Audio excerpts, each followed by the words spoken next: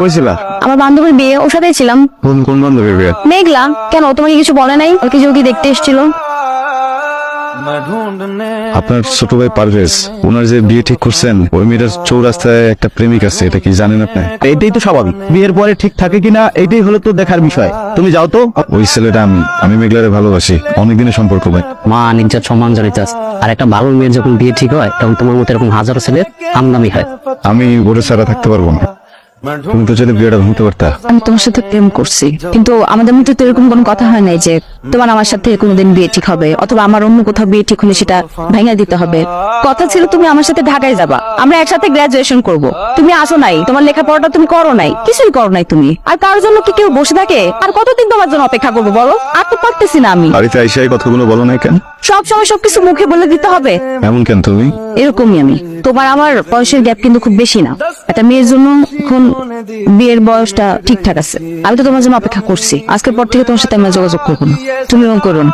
একটা inter pass ছেলের সাথে একটা গ্রাজুয়েট মেয়ের তো কোনোদিন বিয়ে হতে পারে না। কয়দিন পরেই তো আমার ভার্সিটি শেষ। আমার পরিবার কেন মেনে নিবে একটা ইন্টারমিডিয়েট পাস ছেলের সাথে বিয়ে দিতে?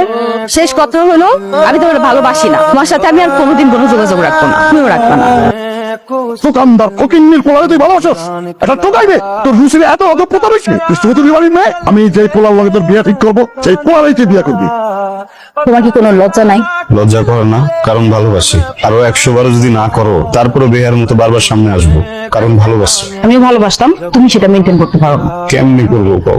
আমার বাবাটা তো মারা গেছে, আম্মারে দেখতে হয়েছে, ব্যবসা দেখতে হয়েছে। আমি তো তোমার এইটাই বোঝানোর চেষ্টা করতেছি, তোমার একাই সবকিছু কেন করতে হবে? আর তোমার বাবা মারা গেছে, এটা আমার আব্বারে কে বুঝাবে বলো? আম্মা একা তো, নাইলে আমি ঢাকায় চলে যেতাম। তুমি তোমার মায়ের যত্ন নাও। তুমি তো একা এক জীবনে সবকিছু পাবা না। মায়ের যত্ন নিতে চাও, মায়ের সাথে থাকতে চাও, আবার আমারও পাইতে চাও, একসাথে তো পাবা না তুমি। শেষ কথা হচ্ছে, আমি তোমার ভালোবাসি না। এই উল্টাপাল্টা কথাগুলা কেন কইতাছো তুমি আমারে? বোঝাও, আমি কি জোর করেছিলাম তোমার সাথে? আমি তো জোর করে আসছিলাম না। ভালোবাসাটা তো সহজ না। সব জায়গায় দেখছি ভালোবাসার ভিতরে সমস্যা হয়, বিপদ হয়, ফাটল ধরে, কিন্তু ভালোবাসার মানুষ তো একজন আরেকজনকে ছাড়ে না। আমার পক্ষে সম্ভব হয়নি। মানুষজন সব দাঁড়ানি হয়ে গেছে, আমার মান সম্মান সব শেষ। তোমার ফাইনান্সিয়ালি আব্বা, পলাশের কোনো ক্ষতি করবে না আব্বা, পলাশের কোনো দোষ নাই আব্বা। আমি বিয়ে তুমি রাজি আব্বা, তুমি যেখানে বিয়ে ঠিক করবো আমি সেখানে রাজি, কিন্তু আব্বা পলাশের কোনো ক্ষতি করবে না। তুই সত্যি কইতেছস? আমি যেখানে বিয়ে দেবো সেখানেই রাজি? রাজি।